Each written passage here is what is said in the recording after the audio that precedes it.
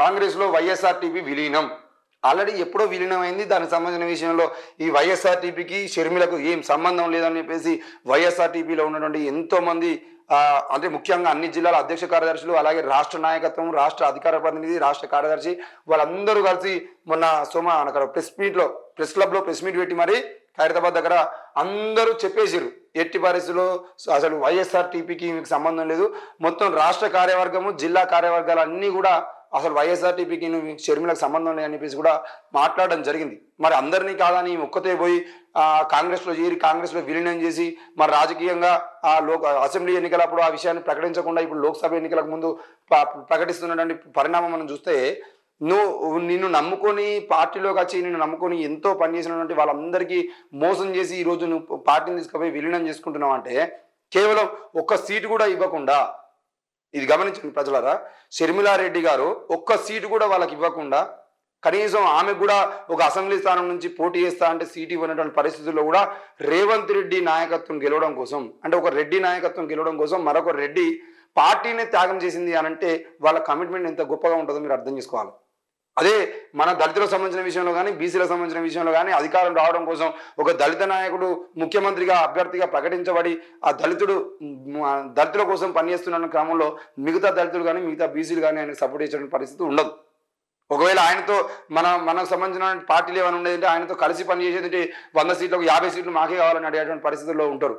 గట్టిగా కొట్టేదంటే వాళ్ళకి 5 సీట్లు కూడా 5 మంది అభ్యర్థులు కూడా ఉండేటువంటి పరిస్థితి లేకపోయినా కూడా అట్లాంటి మనం చూస్తూ ఉంటాం. ఈరోజు షర్మిలారెడ్డి గారు రేవంత్ రెడ్డి అయినా, కోమటిరెడ్డి అయినా, ఉత్తమ్ కుమార్ రెడ్డి అయినా, ఎవలోగులు మా రెడ్డి అయినా కంపల్సరీ ముఖ్యమంత్రి అవుతారు కాబట్టి కాంగ్రెస్ పార్టీని గెలిపించుకోవాల్సిన అవసరం ఉంది అని చెప్పేసి ఈ రెడ్డి గారు పోయి ఆ రెడ్డి పార్టీలో చేరిరు, కనీసం టికెట్ కూడా ఆశించలేదు. మరి ఈరోజు మరి ఆంధ్రప్రదేశ్కి సంబంధించినటువంటి కాంగ్రెస్ పార్టీ ఇన్ఛార్జిగా ఆమె నియమిస్తారని చెప్పేసి చెప్తా ఉన్నారు. ఏది ఏమైనా అయితే జగన్మోహన్ రెడ్డి సీఎం కావాలి, లేదంటే షర్మిలారెడ్డి, లేదంటే కాంగ్రెస్ పార్టీ నుంచి ఇంకెవరో సీఎం కావాలి, కానీ మళ్ళీ చంద్రబాబుని తీసుకురావద్దు అనే కోణంలో వాళ్ళ రాజకీయాలు వాళ్ళు చేస్తూ ఉన్నారు. ఇక్కడ వాళ్ళు వాళ్ళ కులం కోసం, వాళ్ళ నాయకత్వం కోసం అంత పాకులాడుతూ అంత కమిట్మెంట్గా పనిచేస్తూ వాళ్ళ పార్టీలను సైతం పక్కన పెట్టేసి పార్టీలను విలీనం చేసైనా కూడా వాళ్ళ నాయకత్వం కోసం పనిచేస్తూ ఉంటే మనం మాత్రం మన నాయకుని కోసం పనిచేస్తున్న పరిస్థితి కానీ మన నాయకత్వంలో పోతున్నటువంటి వ్యక్తులు వాళ్ళు ఎదగడం కోసం మనం పనిచేస్తున్న క్రమం కానీ కనబడట్లేదు. ఇకపోతే మా మద్దతుతోనే రాష్ట్రంలో కాంగ్రెస్ విజయం సాధించింది. మా మద్దతుతోనేనా? ఎవరి మద్దతు గెలిచిందమ్మా ఇక్కడ తెలంగాణలో కాంగ్రెస్ పార్టీ? షర్మిల పార్టీకి సంబంధించిన విషయంలో ఎన్ని ఓట్లు ఉన్నాయి అసలు షర్మిల గారికి? మీ పార్టీలో ఉన్నటువంటి నాయకులు అందరూ కూడా ఈరోజు వేరే పార్టీలకు వేరు కదా. కొంతమంది అయితే మనకు నిజామాబాద్కు సంబంధించిన విషయంలో గౌతమ్ ప్రసాద్ గారు కానివ్వండి, సత్య గారు కానివ్వండి, రాష్ట్ర కార్యదర్శిగా రాష్ట్ర అధికార ప్రతినిధిగా ఉన్నటువంటి వ్యక్తులు, నిజామాబాద్ జిల్లా అధ్యక్షులుగా ఉన్నటువంటి వ్యక్తులు, వాళ్ళందరూ బీఆర్ఎస్ పార్టీలో చేరారు కదా. మరి మీ పార్టీలో ఉన్నటువంటి నాయకత్వం, మీ పార్టీలో ఉన్న క్యాడర్ మొత్తం కూడా వేరే పార్టీలోకి వెళ్ళిపోయింది తప్ప మీ పార్టీ షర్మిల గారితో ఉన్నటువంటి నాయకత్వం ఏది లేదు. ఒకరిద్దరు ఎవరో షర్మిల గారితో ఉన్నారు తప్ప మిగతా వాళ్ళందరూ కూడా అందులోకి వెళ్ళిపోయారు.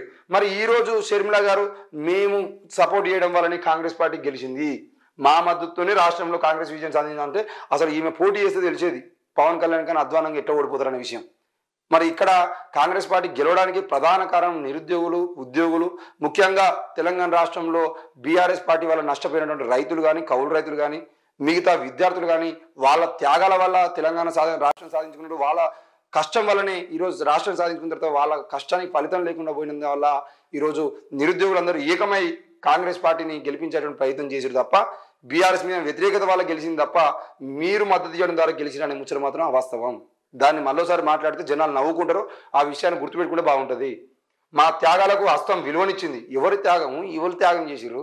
ఏం త్యాగం చేసిరు? మీరు రెడ్డి గెలవడం కోసం ఇంకో రెడ్డి గారు అనేటువంటి షర్మిల గారు దానికి త్యాగం అంటే మరి అది ఎట్లా త్యాగమో మాకే తెలుస్తుంది. తెలంగాణ రాష్ట్రంలో ఉన్నటువంటి ఎవరి కోసం మీరు త్యాగం చేశారు, ఏం త్యాగం చేశారు అది కూడా చెప్తే బాగుంటుంది కదా. మిమ్మల్ని నమ్ముకున్నటువంటి ఏపూరు సోమన్నకు మీరు చూపించిన దారేంది? మిమ్మల్ని నమ్ముకున్నటువంటి ఎంతో మంది కళాకారులు కానీ, ఎంతో మంది నిరుద్యోగులు కానీ, ఎంతో మంది మిమ్మల్ని నమ్మి మీ పార్టీలో చేరినటువంటి ఎంతో మంది ఉస్మానియా విద్యార్థి నాయకులు కానీ, రాష్ట్ర వ్యాప్తంగా ఉన్నటువంటి విద్యార్థి నాయకులు వాళ్ళందరికీ మీరు చూపించిన మార్గమే లేదు. కానీ మీరు హస్తం నిలిచింది, లేదంటే మా త్యాగాలకు హస్తం బయటపడింది అని చెప్పేసి మాట్లాడుతూ ఉన్నాడంటే సరైంది కాదు. ఇట్లాంటి మాటలు మాట్లాడడం పనిచేస్తే బాగుంటుంది. పార్టీ విలీనానికి ఆహ్వానించిందట కాంగ్రెస్ పార్టీ. షర్మిల గారి పార్టీని విలీనం కోసం ఆహ్వానించింది అట.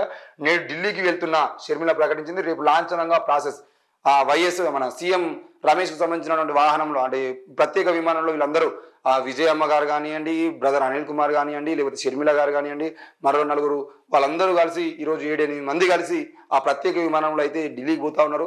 మరి ఢిల్లీకి పోతున్న క్రమంలో ఈరోజు సోనియా గాంధీ సమక్షంలో లేదంటే ఖర్గే సమక్షంలో అయితే పార్టీ మొత్తాన్ని అయితే విలీనం చేసేటువంటి అవసరం అయితే కనబడతా ఉంది.